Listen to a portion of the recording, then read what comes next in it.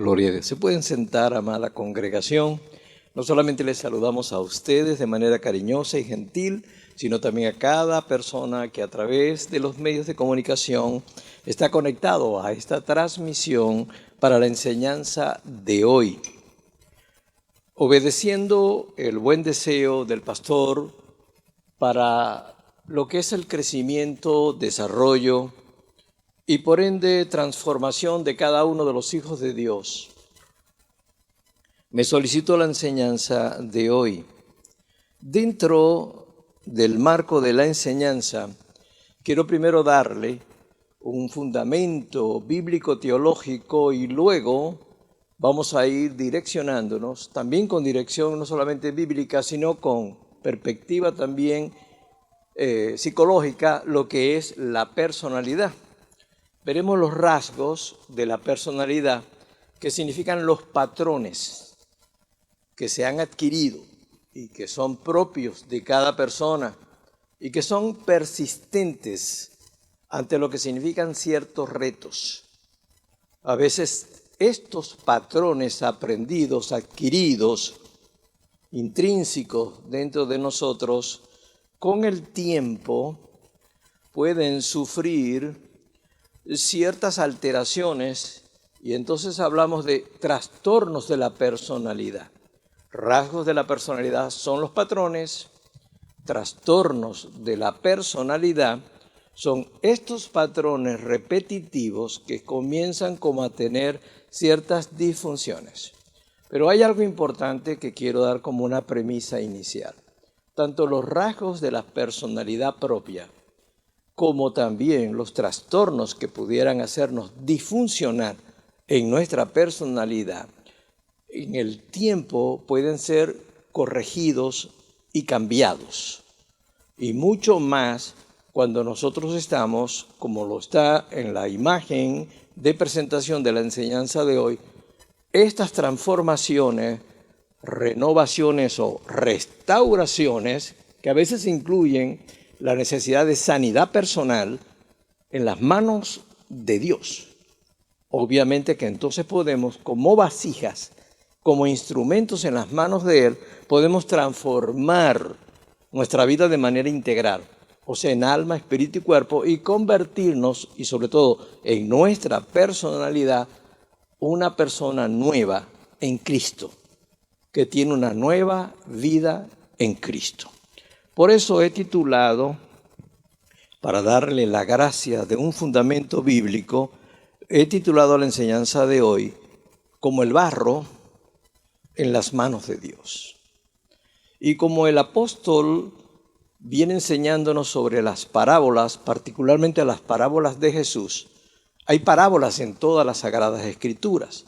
Es decir, hay historias que aunque son breves, son simbólicas y encierran una enseñanza, una verdad, sobre todo de carácter moral. Entonces, en el Antiguo Testamento hay la parábola del alfarero.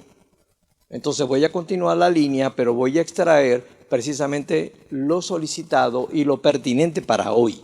O sea, que podamos hablar de los rasgos característicos propios de los patrones de personalidad y, por supuesto, y algunas alteraciones que pueden producir trastornos de personalidad y nos puede hacer disfuncionales no solo con nosotros mismos, sino con nuestros semejantes en la interrelación que tenemos que llevar en la vida, porque en todo nos interrelacionamos. Vamos a leer entonces a Jeremías, capítulo 18, sea en su Biblia de papel o digital, o apoyándonos en la pantalla con la ayuda de multimedia. Dice la palabra de Dios en Jeremías, capítulo 18, lo tienen también en pantalla. Jeremías 18, solamente voy a extraer de la enseñanza del verso 1 al 6 en el momento. Luego daremos otras citas o textos bíblicos. Dice así: palabra de Jehová que vino a Jeremías diciendo: levántate y vete a casa del alfarero, y allí te haré oír mis palabras. Y descendí a casa del alfarero, y he aquí que él trabajaba sobre la rueda, y la vasija de barro que él hacía se echó a perder en su mano. Y volvió y la hizo otra vasija, según le pareció mejor hacerla. Entonces vino a mí palabra de Jehová diciendo: ¿no podré yo hacer de vosotros como este alfarero, oh casa de Israel? Dice el Señor: he aquí que como el barro en la mano del alfarero, así sois vosotros en mis manos, oh casa de Israel. Oremos. Padre, te amamos en el nombre de Jesucristo y rogamos al Espíritu de Dios, quien es la unción que nos enseña todas las cosas, que pueda hablarnos hoy, no solo a través de manera directa por el Espíritu que mora en nosotros, sino también a través de tu palabra. Y produce hoy una atmósfera de enseñanza. Abre nuestro entendimiento. Te ruego que tomes del Padre Celestial, de Cristo mi Salvador o nuestro Salvador, y de ti mismo, e impártelo sobre nosotros. Porque separado de ti, Señor, nada podemos hacer, y nosotros queremos hoy depositarnos en tus manos para que tú transformes nuestra vida, comenzando desde lo más profundo de nuestra personalidad, que nos transformes en mente, en emoción y en conducta. Y te lo pedimos hoy en el nombre de Jesucristo, y en él, oh Dios, queremos darte gracias. Amén. Es obvio que el Señor, a través de Jeremías, trata de explicarnos cómo se relaciona Dios con el pueblo de Israel en el contexto histórico, gramatical. De forma literal se está refiriendo a Israel y la menciona 2 veces en el pasaje. Sin embargo, observamos el hecho que me interesa en la enseñanza de hoy, es que si la vasija era deforme o el material de la vasija como barro, es decir, como mezcla heterogénea, si tenía algunas impurezas, el alfarero se encargaba de pulir y rehacer la consistencia o textura del barro para hacerlo de una manera mucho más flexible y moldear con ella no un vaso, sino una vasija, es decir, darle algo más estético, más artístico, en el sentido de que Dios se convierte como alfarero en un artífice, teniendo en sus manos nuestras vidas, individual o colectiva, como puede ser una nación completa, y así lo era el pueblo de Israel en las manos del Señor. Si la vasija era deforme, si la vasija de alguna manera se resistía a la transformación de este buen alfarero o gran alfarero que es Dios, pues él simplemente la deshacía o la rompía en un sentido constructivo y volvía a rehacer la vasija con mejor material y con una mejor forma. ¿Para qué? Para que la vasija cumpliera precisamente de manera exacta la función y el propósito que Dios quiere. Igualmente Dios quiere con nosotros, ahora que hemos conocido a Cristo, se convierte en aquel que quiere en nosotros hacernos instrumentos de su paz y de su bendición. Quiere convertirnos en esas herramientas en las cuales el Señor, como vasijas nosotros de barro, Él pueda depositar los diferentes propósitos que son para el reino de Dios y la expansión del mismo. Así que dentro de ese pasaje, que es la siguiente lámina, después de la lectura, me gustaría extraer 2 realidades, 2 verdades, 2 detalles muy especiales y particulares de lo que Jeremías 18 dijo. Es porque en el taller del alfarero, en esa parábola, encontramos primero que está el poder de quien es el alfarero, que es Dios. Pero encontramos, y ahí es donde voy a ir hacia la enseñanza de aplicación práctica o que pueda ser de terapia para ustedes, es que encontramos la personalidad descrita del barro, como se describe también nuestra personalidad, y quiero destacar eso. Ya dije en la introducción que el poder del alfarero es que Él es Dios. Tiene todo el poder y tiene todo el conocimiento, y agrego, tiene todo el amor toda la misericordia para que en sus manos Él nos pueda más que sanar, transformar, a fin de que podamos ser los instrumentos que Él quiere que seamos. Pero está la personalidad, la textura y la consistencia del barro, obsérvelo. O sea que tiene una personalidad propia el barro. Y si Dios encontraba impurezas en él mismo, que es lo que yo definí también en la introducción como trastornos de la personalidad, es decir, disfunciones, aquello que de alguna u otra manera no funciona, que de una manera asertiva el apóstol señaló como también una parte oscura o no funcional de nuestra personalidad, pues Dios lo va a corregir, como corrigió el barro. Aquí no se trata en sí solo de lo que es la santidad. Aquí también se trata de lo que es la transformación, de lo que puede uno recibir en las manos del Señor, o lo que una iglesia puede sufrir o experimentar como un cambio positivo de transformación si nos depositamos en las manos poderosas del gran alfarero. ¿Cuántos pueden alabar a Dios?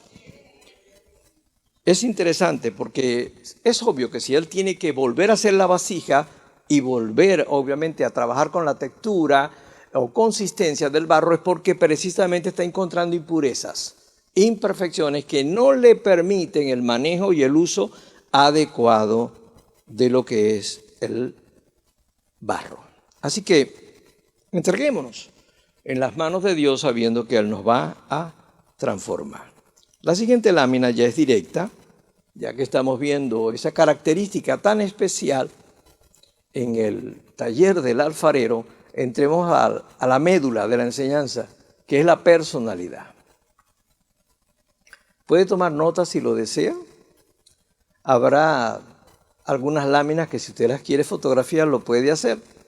Y ahí está de manera muy sencilla para ustedes lo que es la personalidad. La personalidad se puede definir como un patrón de rasgos, ya lo mencionamos, o características muy particulares de cada individuo que lo hace único y singular. Pero estas características o rasgos son de origen emocionales, cognitivos, tiene que ver aquí el pensamiento o el entendimiento, y son también de comportamientos, es decir, conductuales. Y aquí entra la voluntad. Esa trinidad entra allí en lo que es la personalidad. Y estos, aunque persisten en el tiempo, con todo dije algo positivo, pueden sufrir cambios. Y esa es la intención y lo mejor, lo más restaurador que nos alienta hoy. Es que podemos ser transformados después de la salvación, podemos ser restaurados y transformados en las manos del Señor. Así que hoy vamos a dar por hecho de que los que hemos conocido al Señor, ya nosotros somos salvos y estamos en las manos del alfarero. ¿Está de acuerdo conmigo? Nos toca ahora un proceso de vida que se llama restauración o transformación. Aunque esto tenga que incluir que Dios vuelva a ser la vasija de barro. Es decir, que la pueda romper, la pueda quebrar, como tenemos quebrantos y aflicciones en la vida, pero es que en las manos de Dios aún experimentar lo que significan aflicciones, padecimientos, quebrantos o el dolor, aún así es para bien y para transformación. En el campo clínico médico, uno agradece la sintomatología, porque la sintomatología, que son afecciones que una persona posee, incluyendo sus dolores, por eso uno en auscultación con un paciente, uno toca en algunas partes y uno pregunta, ¿le duele aquí? Porque ese examen y ese descubrimiento de sintomatología es lo que me permite ayudar o nos permite ayudar a un paciente. O sea que el dolor, los quebrantos, las aflicciones, el abatimiento y todo aquello que aún Jesús experimentó en su ministerio terrenal sirve para bien. O sea, Dios lo utiliza para seguir transformándonos. Así que nos conviene que Dios pueda quebrarnos y hacernos de nuevo. Y le podemos decir, haz conmigo lo que tú quieras hacer, porque es que Él sabe hacer la vasija mejor de lo que yo quiero. Y no pase por alto. Si usted intenta de manera muy equivocada con una personalidad ya trastornada, intenta autocorregirse, no lo va a hacer bien. Creo que se puede deformar más. Y quiero agradecer pues el entusiasmo, pero podemos perjudicarnos más. Porque no podemos autoayudarnos solo. Y de allí el adagio popular, no hay peor ciego que el que no quiere ver. Si usted no tiene conciencia de sus propios trastornos de personalidad, que no lo descalifican como hijo de Dios porque usted puede ser salvo, pero no lo harán lo más eficiente en el ejercicio de su vida personal, familiar, congregacional y por ende para el reino de Dios. Por eso Dios está interesado que nosotros entremos al taller y a las manos del alfarero. Y le damos la gloria a nuestro Dios, porque lo que quiere es seguir transformándonos. Así que se puede, en este sentido, transformar y cambiar y mejorar con el tiempo nuestra personalidad, que es la siguiente lámina, donde dice la transformación de la personalidad. Gracias. Dice, los rasgos y características de la personalidad y por ende aún los trastornos o disfunciones que cada quien posee, y algunos son de manera muy susceptible, muy fácil, muy quebrantable. Dice, todo eso por el poder y sobre todo por el poder de Dios y la coparticipación de nuestra cooperación puede mejorar, puede cambiar. Ahora, usted tendrá preguntas, es decir, ¿de dónde se origina la personalidad? Bueno, primero hay componentes que son biológicos y por ende está en nuestra formación biológica, en nuestro nacimiento. Ya las poseemos, ya tiene un componente que origina nuestro genotipo y también nuestro fenotipo, es decir, lo interno y lo externo de nuestra personalidad, que son las características internas, genotipo, o externa, fenotipo. A veces de padre y madre, esa combinación genética lo hace.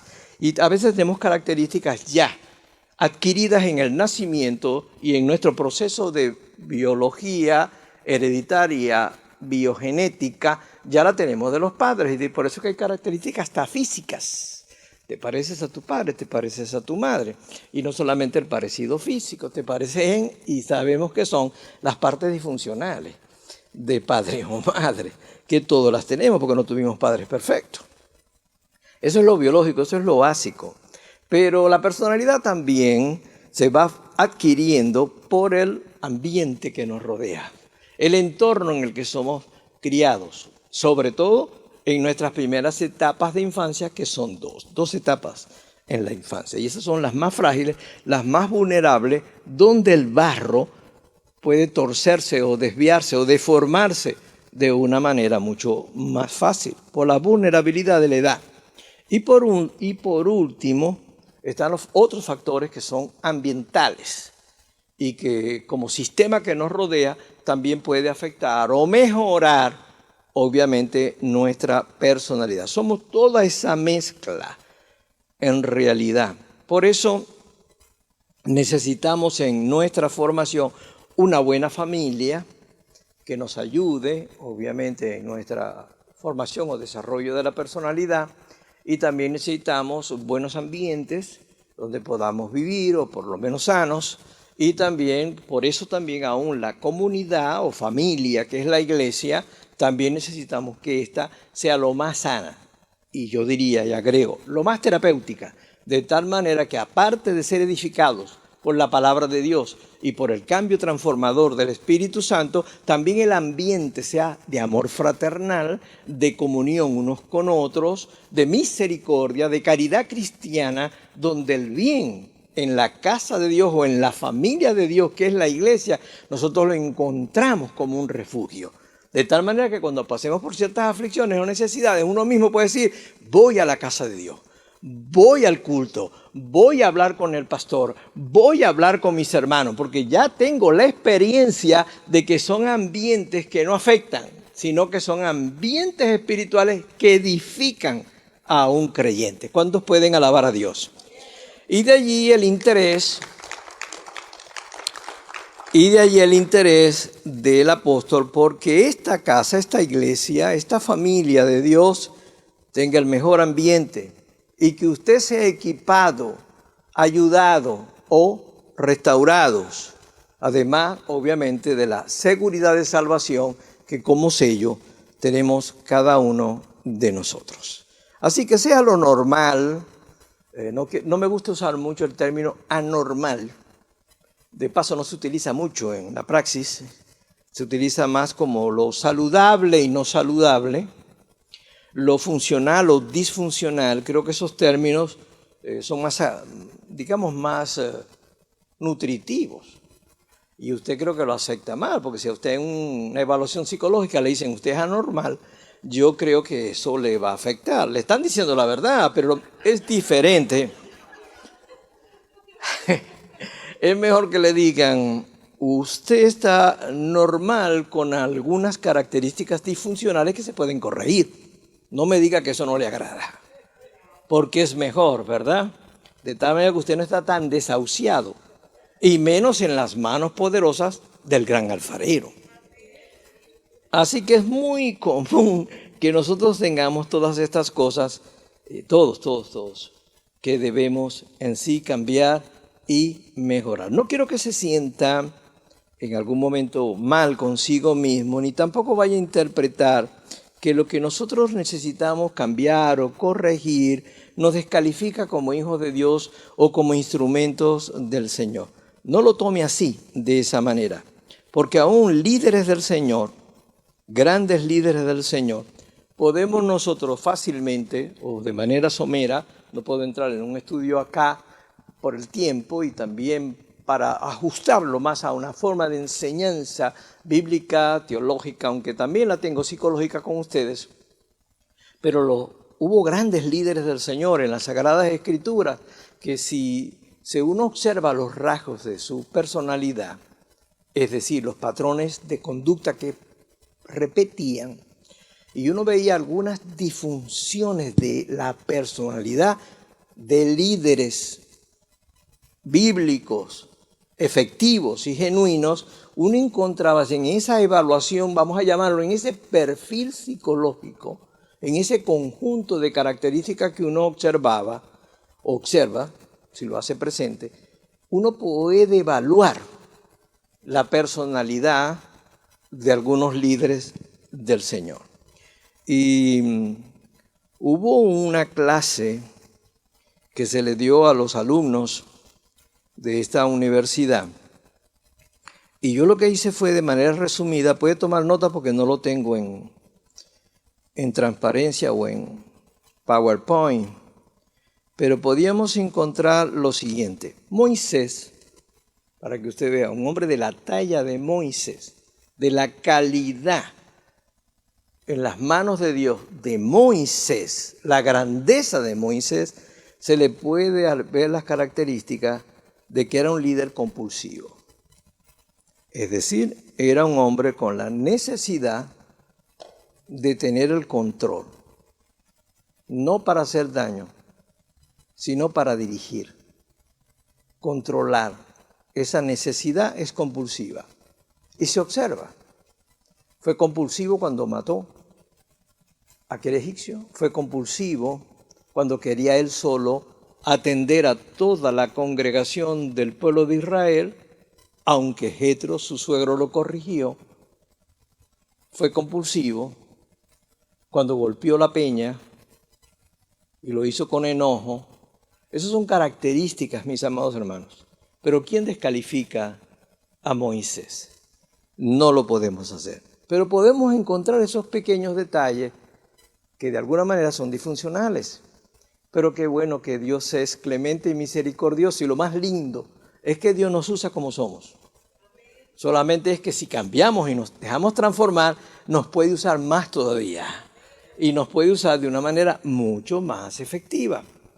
¿Se identifica usted con compulsivo? ¿Le gusta a usted tener el control? No es un control malsano para hacerle daño, pero ¿quiere usted tener el control de todo? Porque eso es una manera que yo le puedo decir al alfarero, cámbiame, porque me voy a estresar tanto y el peso de todas las cosas va a ser tanto sobre mí y me va a costar delegar porque soy compulsivo. Necesito, Señor, oh alfarero, que transformes mi personalidad. Ahora, es fácil deducir porque era compulsivo, porque le gustaba tener el control.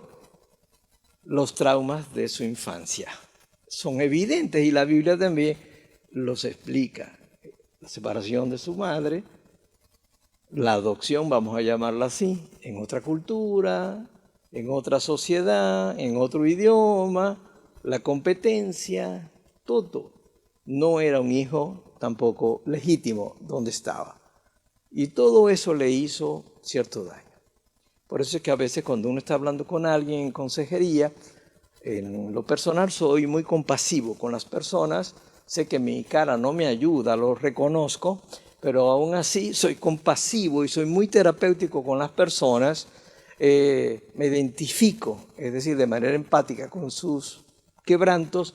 Es muy común que uno le pregunte, háblame de tu infancia, porque la intención no es hurgar un pasado doloroso o remover el baúl de los recuerdos, es que ahí hay muchas respuestas. ¿Por qué te comportas así? ¿Por qué reaccionas así? Y por qué eso te trae conflictos a ti y conflictos ya sea en tu relación de pareja o con tus hijos o con tus padres, etc. Porque somos en personalidad construidos por lo que ya mencioné. Por herencia, por ambiente, por hogar, por escuela, hasta por iglesia. Hasta por la iglesia. Todo eso entra. Si nombra a otro, Salomón, la sabiduría, obviamente, la grandeza de este líder, y encontramos que era un líder con características narcisistas, es decir, centrado en él. De alguna manera, Salomón le seccionaba parte de su imagen. Por eso él ostentaba y mostraba todo lo que él poseía, todas las riquezas y toda la gloria de su reino. Y cuando solía hablar de una manera un poco narcisista. Le voy a leer un solo pasaje, si me ayudan en pantalla.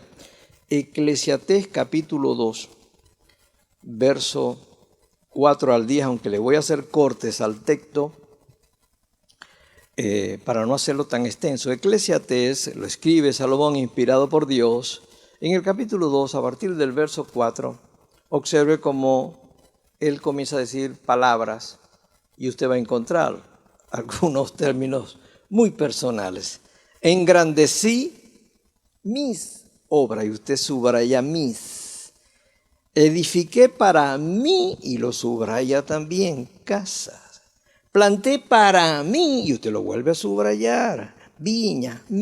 También lo subraya. Me hice huertos y jardines. Planté en ellos árboles de todos los frutos. Lo vuelve a subrayar. Me hice estanques de agua para regar los árboles. Compré siervos y siervas. También tuve posesiones grandes de ganado. Más que todo, ve esa hipérbole, más que todos los que fueron antes de quién, de mí, lo subraya. En Jerusalén lo vuelve a marcar, me amontoné también plata y oro y tesoros preciados. Lo vuelve a rayar. Hice de cantores de los deleites de los hijos de los hombres. Y fui, también lo subraya, porque tiene que ver con él, engrandecido y aumentado más que todo. Esa proyección es inmensa, más que todo. Tenía un problema con su posición existencial. O sea, yo estoy bien, los demás están mal, pero vamos a dejarlo así, porque Salomón es nada menos que Salomón. Pero, ¿sabe por qué lo estoy haciendo? Para que usted no se sienta mal como usted. Porque usted que no se acepta en el espejo. Por lo menos yo no me acepto mucho en el espejo. No nací muy agraciado en el físico. Y nosotros también nos vamos a autocensurar. Tengo que decirles que no. No, Dios nos aceptó así, bonitos y feos. Pero Dios nos ve como sus hijos preciosos. Y está dispuesto a seguir trabajando nosotros. Como trabajó con Salomón y como también trabajó con Moisés. Porque estos dos, aunque estoy señalando parte de sus disfunciones o características de personalidad no muy funcional, Dios trabajó con ellos, mis amados hermanos. Y muchas veces trabajó con ellos no de manera suave, sino los hizo de alguna manera vivir las consecuencias de sus disfunciones. Y así puedo terminar. Fui engrandecido y termino. No negué a mis ojos ninguna cosa que deseara. Eso es un campo peligroso en este tiempo. Ni aparté mi corazón de placer alguno. En esta cultura hedonista que ama el sexo y la desnudez y que le rinde culto al cuerpo y a la belleza, en esta sociedad permisiva, inmoral, es obvio que una personalidad narcisista corre grandes riesgos. Como líder corre grandes riesgos. Pero le damos gloria a Dios que Dios nos transforma.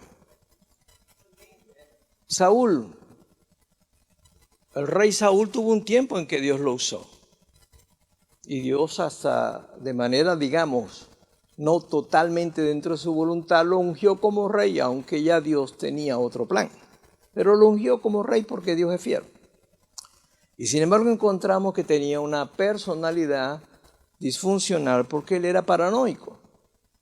Es decir, era una persona muy suspicaz, es decir, todo lo sospechaba y todo lo relacionaba con que algo conspiraba contra él. Es el tipo de persona que siempre mira para los lados, desconfía de todo el mundo, nadie es bueno, todos son estafadores, ladrones, alguien me va a engañar, me van a robar, esta persona va a abusar, etcétera, etcétera. Cuando usted es paranoico, vive corriendo, huyendo y no confía en nadie, va a perder grandes oportunidades de gente que le puede ayudar. Interesante de Saúl que en su disfunción perdió tanto la coherencia y la integración mental, que su espíritu se afectó y él llegó ya a ser atormentado mental y emocionalmente y agrego y espiritualmente por espíritus inmundos. Él se desvió tanto, ya aquí sí encontramos cuando un trastorno o varios trastornos de personalidad ya no quieren estar en manos del gran alfarero en el taller y se resisten. Tanto que la Biblia establece que el Espíritu de Dios se separó de Saúl y Dios desechó a Saúl. Y de allí la necesidad de nombrar al rey David. Y no podemos pasar por alto que en medio de todo lo que era la paranoia o el trastorno, porque aquí quiero ir no a un trastorno, quiero ir a una enfermedad mental dentro del campo de la psiquiatría. La paranoia es una manera ya de una forma de enfermedad mental. Y él llegó por esa misma paranoia a suicidarse. Con esto no estoy hablando de todas las personas que se han suicidado, sino el caso particular y relevante de Saúl. Por cierto, ¿cuántos pueden alabar a Dios? Permítanme que sea un poco pentecostal, pero ¿quién vive? Y a su nombre, ¿qué podemos darle? Ok, es solo para mantenerlo despierto. Es para que vea que algunas cosas aprendidas en la iglesia en el pasado son buenas, no todas son malas. Bendito sea el nombre de Dios. Pudiera nombrar, pero me gustaría con Sansón. ¿Qué tal Sansón? Sansón era un líder interesante porque era un líder dependiente, muy dependiente. Es decir, era un hombre con la necesidad de agradar a los demás. Buscaba el agrado.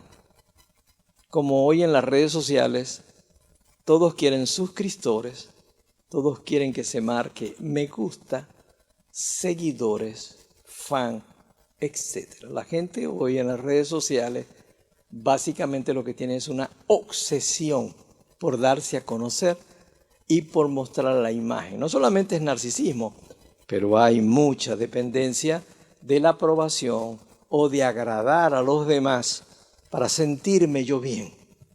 Por eso los que sufren de esto son muy sensibles a ofenderse.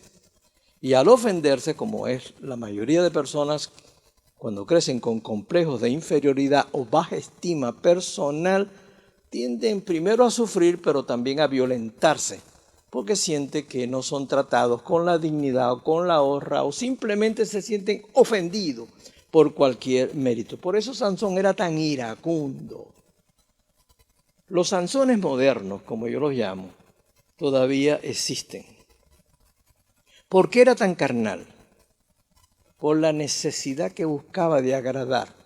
Es decir, él se gratificaba en el cuerpo, que es la manera en que las personas dependientes viven. Se gratifican mucho, sienten y confunden mucho los afectos con el sexo. Y aunque el sexo es una bendición dentro del matrimonio, y es un deleite que Dios creó, no solo para procrear, sino para que hombre y mujer, unidos en el santo vínculo del matrimonio, pudieran disfrutar de una intimidad agradable. Pues todo eso lo creó Dios. Pero cuando tenemos un pensamiento erótico sexualizado, cualquier emoción nosotros la vamos a convertir en sexo.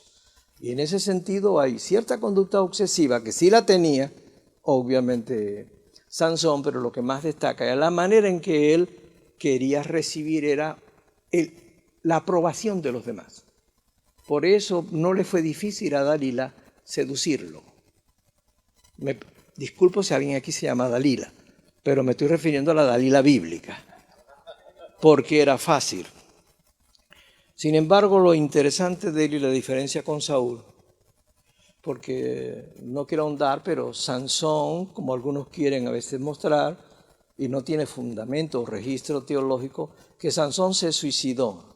No, amado, Sansón no se suicidó, sino que Sansón en su profundo quebrantamiento, en las manos del alfarero, sufrió y experimentó bajo aquella manera en que Dios lo rompió como vasija, cuando ya estaba encadenado, sin ojos, burlado, maltratado, ante el escarnio de un pueblo impío, él volvió a arrepentirse, pidió que el Espíritu de Dios viniera sobre él, y sabiendo que ya su vida estaba destinada para poder precisamente destruir a los filisteos que azotaban a la nación de Israel, él dijo, muera yo con los filisteos. Eso se llama inmolación.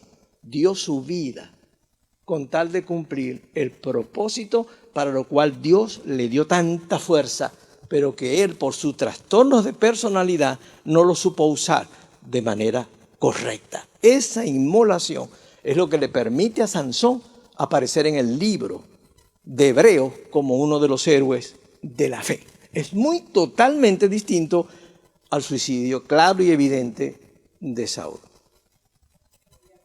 ¿Puede alabar a Dios?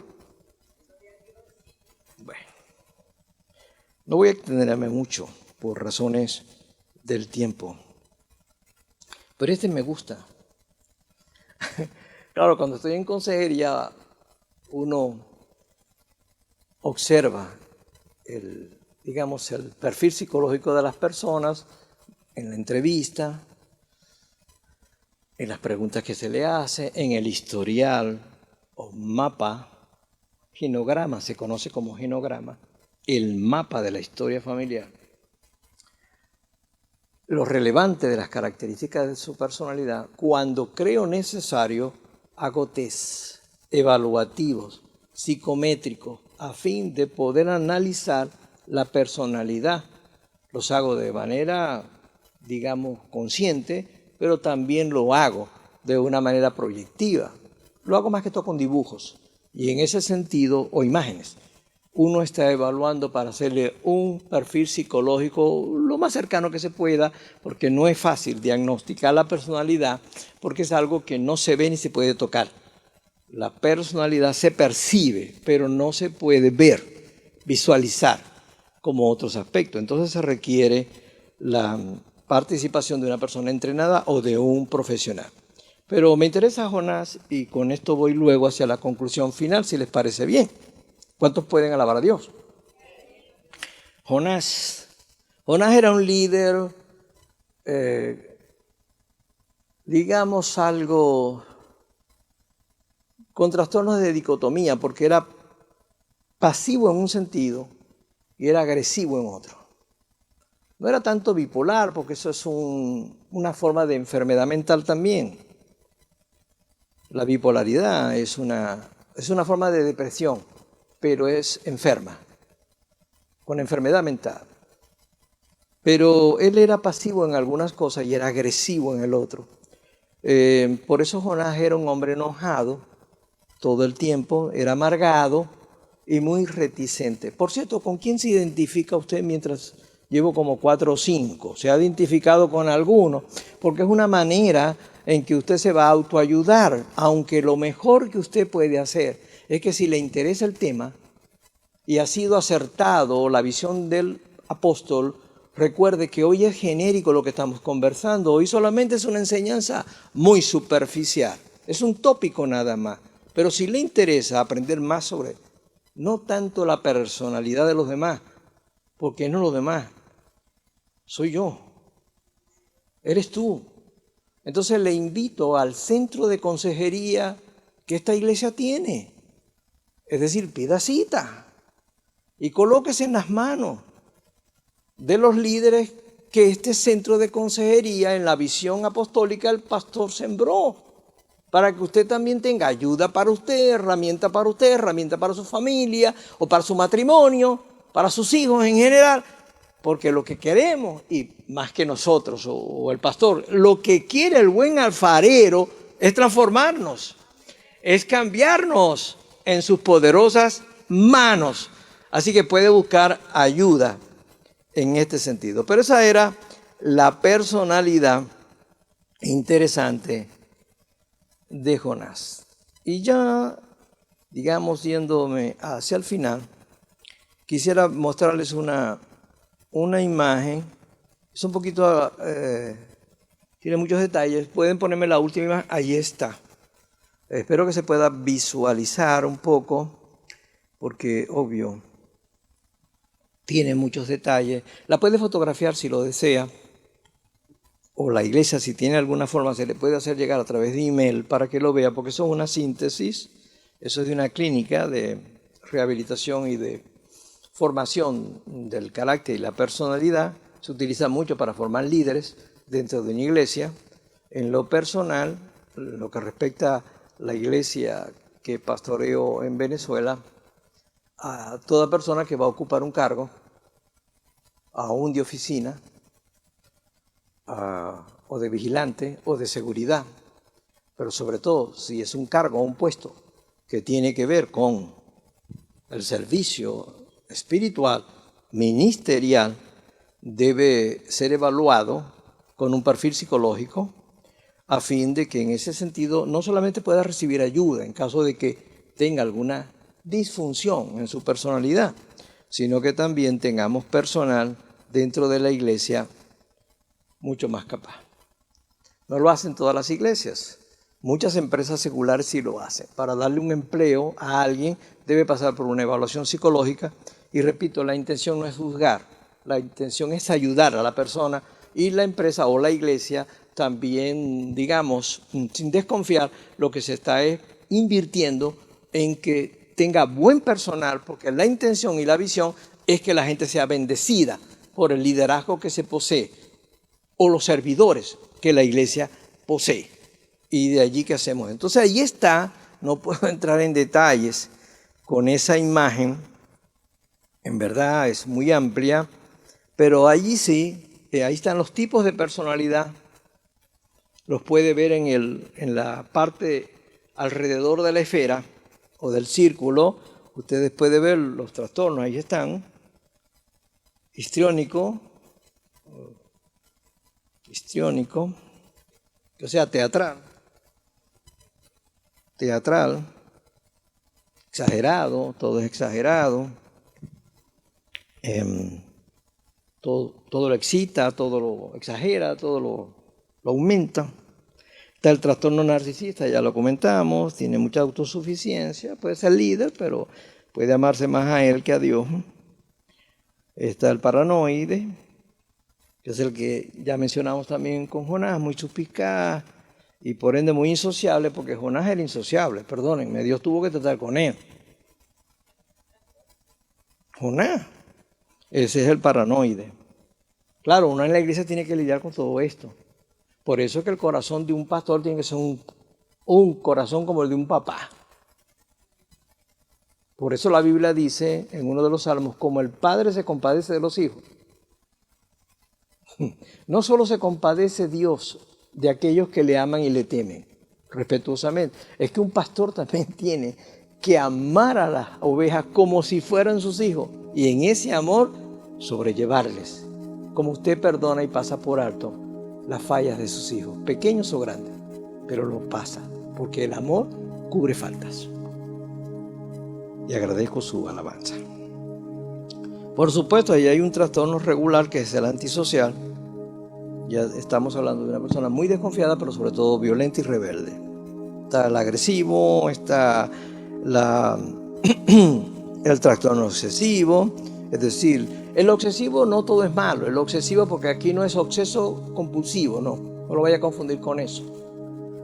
Porque eso trae a la adicción o lleva a la adicción. Este es un obsesivo en el sentido que, parecido a lo que hablé de tener el control como Moisés, aquí la persona puede ser muy respetuosa, muy formal, pero de alguna u otra manera, aunque está muy consciente de su trabajo y de su responsabilidad, tiene mucho peso sobre sí mismo y le cuesta un poquito delegar, porque de alguna manera piensa, y ese era un problema también que tenía Marta en la casa de Betania, es que nadie hace las cosas tan bien como las hacía ella, ¿no? Y si usted piensa que nadie hace las cosas como usted las hace, o tiene que hacerlas usted para sentirse en paz, obviamente usted, de alguna manera eso, el alfarero lo va a trabajar con usted.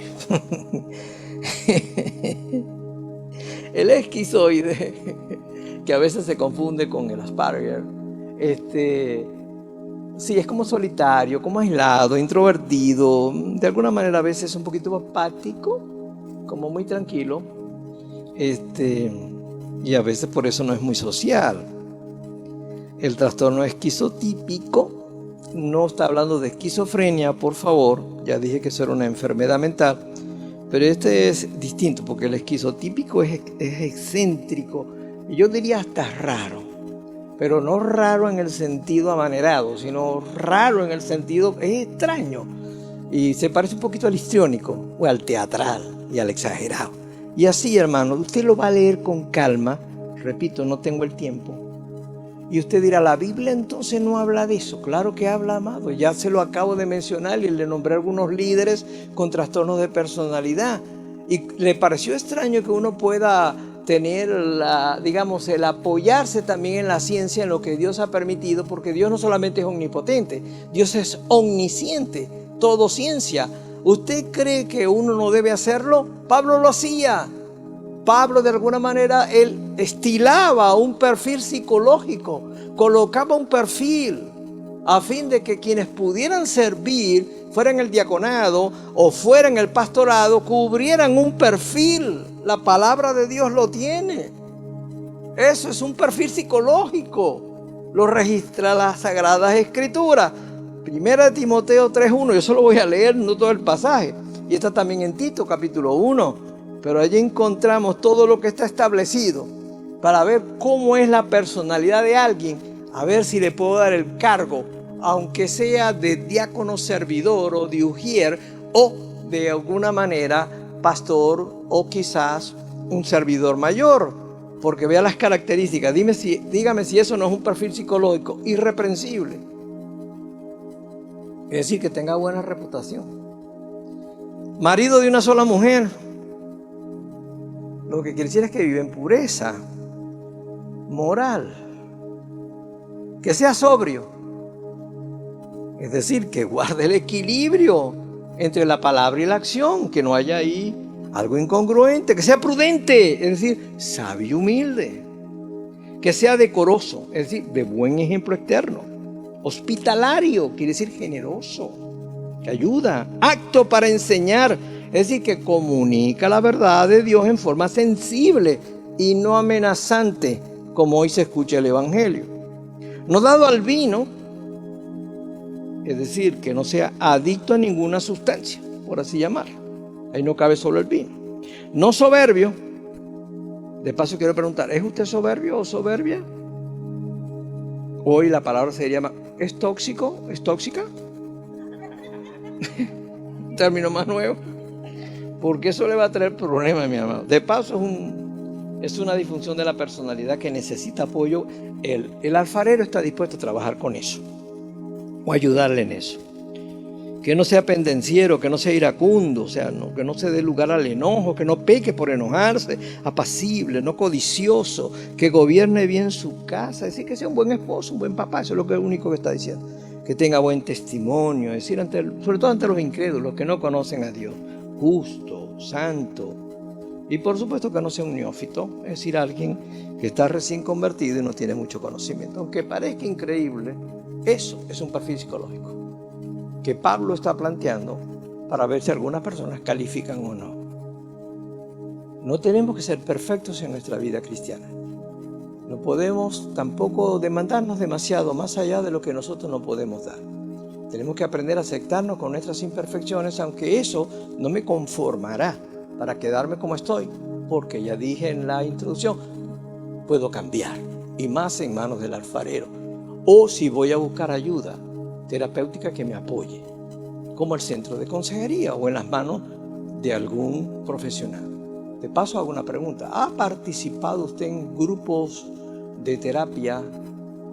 O sea, grupo de terapia, también se llama terapia grupal, si lo quiere llamar así, porque eso es maravilloso para cambiar, porque ahí se encuentran personas más o menos con mis propias luchas, pero que allí ellos también tienen experiencia que me servirían de conocimiento también para poder yo cambiar y mejorar. La psicoterapia, el psicoanálisis son técnicas, mis amados hermanos, bastante probadas científicamente para ayudarnos a cambiar. Pero estos cambios humanos, estos cambios de personas especializadas o adiestradas que pueden comprender mejor mis patrones de conducta y ayudarme a mejorar en las disfunciones o trastornos de mi conducta, no se puede comparar, aunque me ayuden, como estar en las manos del gran alfarero. Les invito a estar de pie.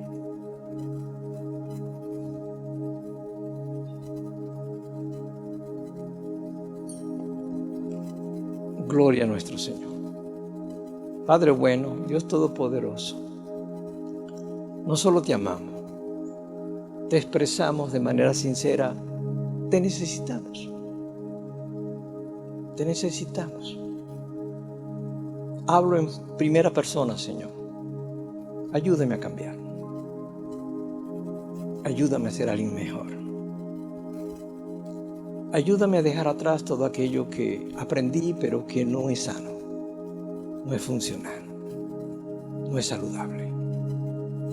Ayúdame, Señor, a superar mis debilidades. Aún ayúdame a superar lo que más marca o puede torcer una personalidad, que son los traumas. Ayúdame que ese quebrantamiento no me haga una vasija rota donde no puedo encontrar las partes o donde tú no puedes reconstruir porque hay partes de mi vida que se perdieron. Ayúdame, Señor. Y aunque oro en primera persona para que nadie se sienta aludido y todos nos sintamos identificados, lo hago también para dar ejemplo, Señor. Para no creerme superior a quienes me oyen, para no sentirme de alguna manera como alguien que está en otro nivel distinto, porque eso me haría alguien engreído y no es mi intención hacerlo, Señor. Si ignoro quién soy, si soy ciego a mis propios trastornos, no puedo cambiar. Por eso los pasos, Señor, para cambiar primero es tomar conciencia de cuáles son mis defectos o trastornos. 2, buscar ayuda en Dios, el alfarero, y ayuda profesional. Y quizás ayuda grupal. Y un pastor puede ser un buen mentor para acompañarme, porque mientras me acepta con mis debilidades, puede tomar mi mano y como un ayo guiarme hacia un mejor camino. Bendigo esta congregación con toda la autoridad que me es dada y conferida como pastor, y les bendigo en el nombre del Padre, del Hijo y del Espíritu Santo, rogando al Espíritu de Dios que lo que humanamente yo no puedo hacer por ello, que Él divinamente, como gran alfarero, lo haga. Y lo pido en el nombre de Jesucristo y en él, oh Dios, quiero darte gracias. Amén.